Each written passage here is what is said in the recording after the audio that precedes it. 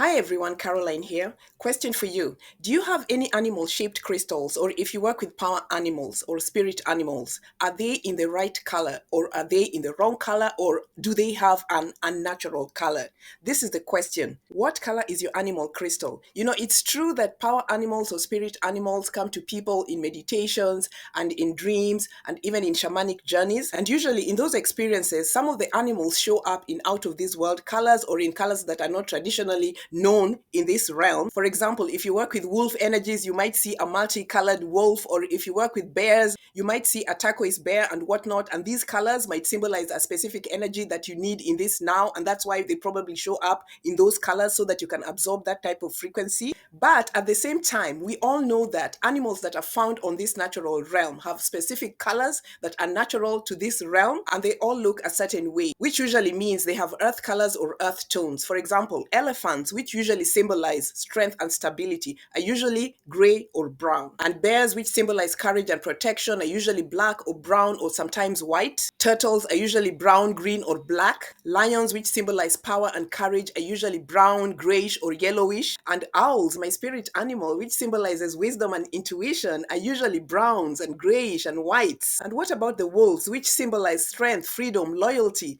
Those are usually brown, black, or white. So, because we all know how animals in their natural colors look like, I've been wondering about something. Whenever I go to gem shows, I see all these crystal carvings of animals in these wild colors, colors that are not germane to this domain. You know what I mean? And it really always surprises me at the number of people who are drawn towards these things, because I guess it's the cute thing to do, to have like something like this. This is not a crystal, by the way. I'm just putting it here just so you get what I'm saying. But people are drawn to like a bright hot pink cat, you know what I mean, to symbolize something. It's pretty and everything, but what does it really mean if you're working with crystal energy? Unless that cat in that color showed up in your dream or in your meditation or in a shamanic journey in that specific color, I really don't believe, especially if it was me, that I would buy or be drawn to anything that is in an unnatural state at the time that I get that thing. You know what I mean? Like, the animal must be representative of the truth of what it really symbolizes for it to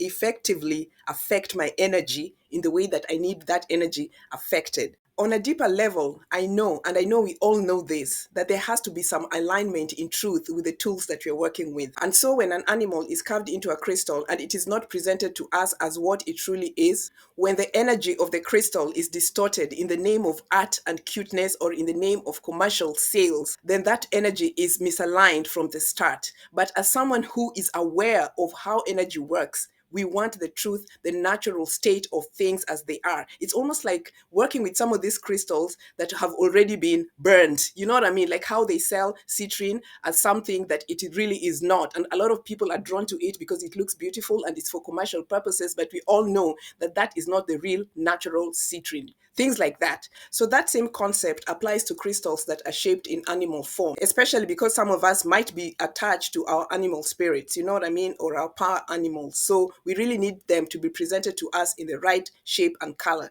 I mean, cuteness is nice, but I don't believe that it's the greatest thing to work with distorted images or distorted corrupt images, because these things can really throw you off balance, and you might wonder why certain things are happening to you or not happening with you, or certain things are not being fulfilled.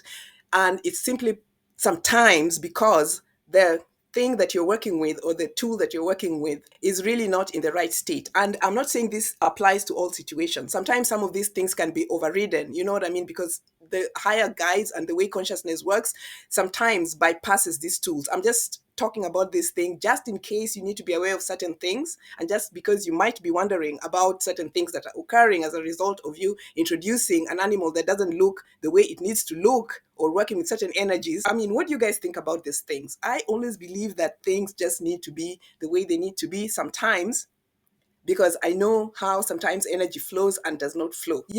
Things have to be harmonized and in alignment. Anyway, let me know your thoughts in the comment section. And until next time, stay harmonized, stay aligned, and stay natural in this realm. Okay? I love you guys. Bye.